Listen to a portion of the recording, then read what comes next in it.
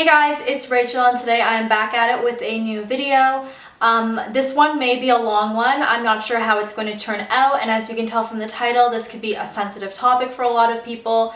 But to me it was really important to talk about this because I really do believe that there is absolutely nothing to be embarrassed about when it comes to your mental health. It's kind of funny because we grew up so immersed by social media and we can often believe that people's lives are totally perfect and much better than what we're going through, but that isn't always the case, and I just really wanted to keep it real with you guys and talk about something that I've been experiencing. I don't really have a goal of this video, but I guess the point of it is just to keep it real with you guys and to let you guys know that you are not alone and that I am here to support you every step of the way. So I just want to be really candid. I talk with you guys a lot on Snapchat now, and as well as in my Instagram DMs sometimes, and I'm just so appreciative for every single one of you. I feel like I've gained 24,000 new friends. With that being said, I also want to preface this by saying I am by no means a mental health professional.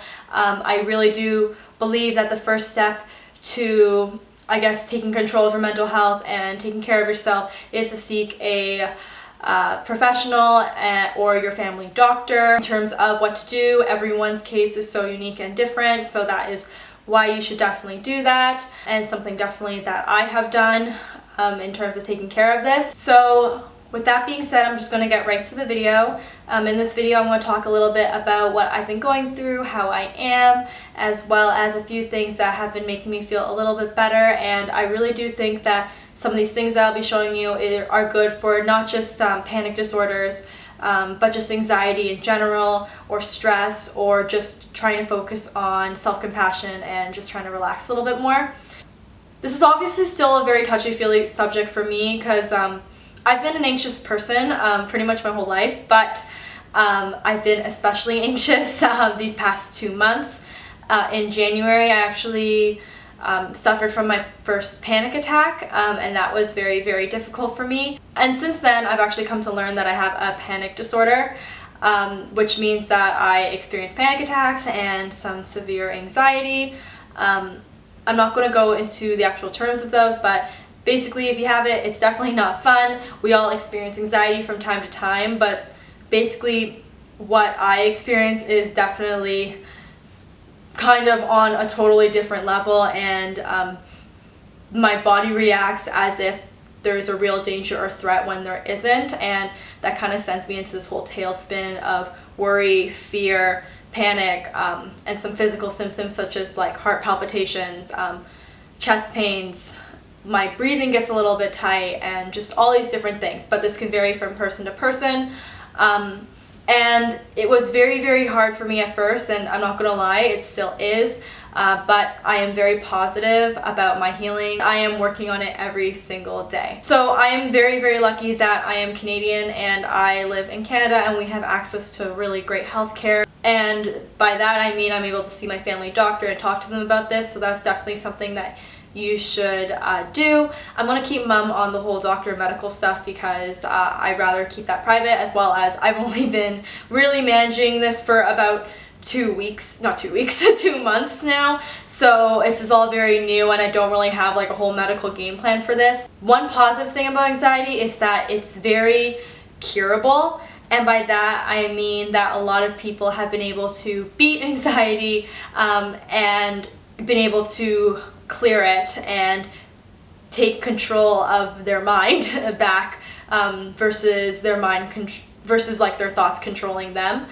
And I guess one thing that has been really helpful is learning how to relax. I realized as I got older and as I went through university and everything, I kind of forgot how to relax because we are so busy, and I'm really focused on creating great content for you guys and creating things for my shop, as well as just the whole work-life balance and figuring this whole entrepreneur thing out.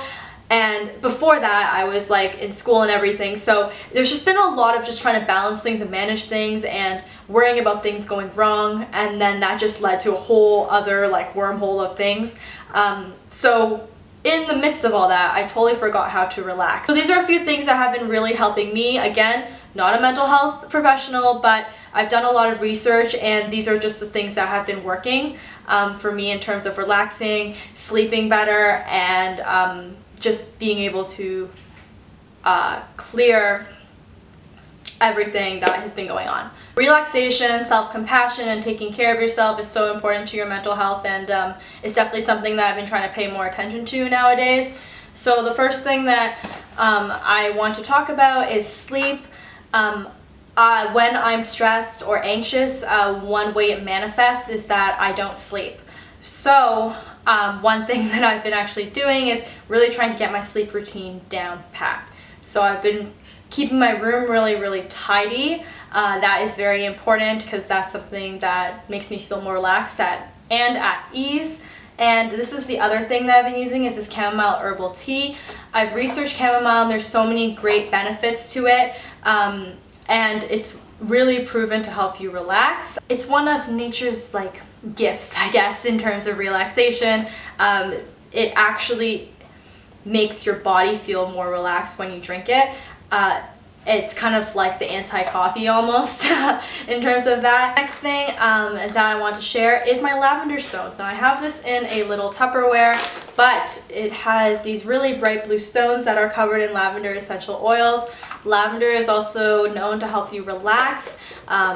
And I think for me, because my sister and I used to share a room, and she actually had a lot of sleeping issues growing up as a child, and she wasn't able to sleep, lavender has just been always a source of relaxation for the both of us. And it's something that I've recently just brought back, and it just smells so good and so relaxing, and it's just known as a really calming essential oil, and it's something that I keep right next to my bed, and my whole room smells like a yoga spa. It's absolutely wonderful. Now this is a new thing I've been trying in my routine, is magnesium, and this is just a health supplement that you can get at your drugstore. I got this from Shoppers. I know at the very least it supports bone health and muscle function. The soil is so filtered through and lacks magnesium that it did back in like the olden times, so we actually have a very magnesium deficient diet. And one way to get that is through a supplement. Again, consult your doctor about this, but another thing about magnesium is that it helps like 300 enzymes in your body.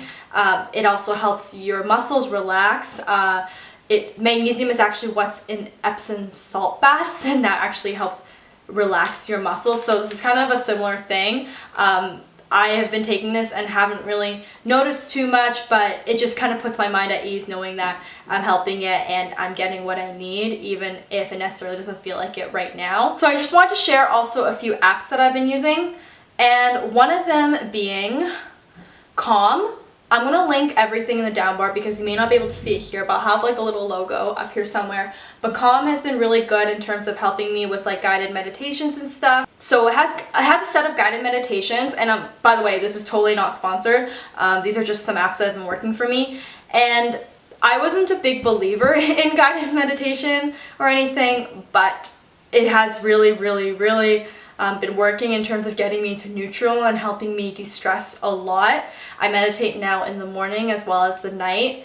And one thing that kind of helped me get into this was I was actually watching a documentary with my mom, and this journalist, his name is Dan Harris, he actually suffered a panic attack on live television, and he was talking about how meditation has really been helping him find peace.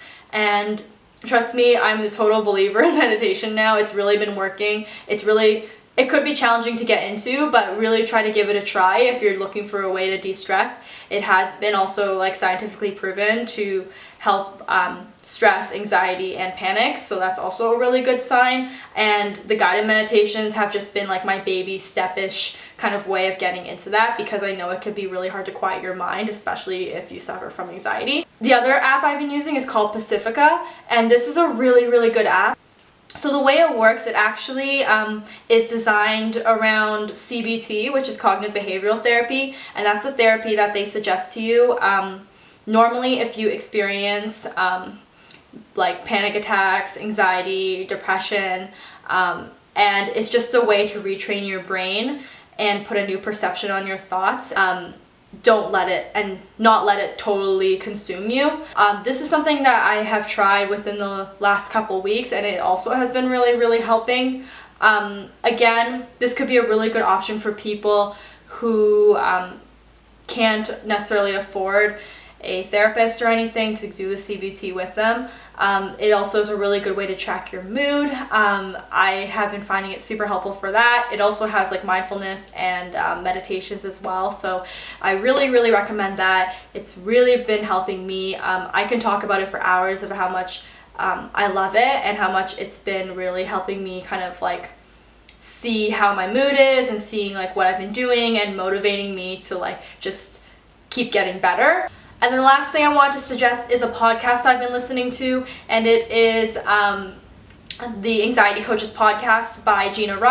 It is not a super popular podcast on like in the podcast world yet, but I really love it. She is just such a source of like wisdom and calm, so I definitely recommend that as well. I guess the point of this video is to show that you are absolutely not alone, and there is absolutely no shame in taking care of your mental health or talking about it.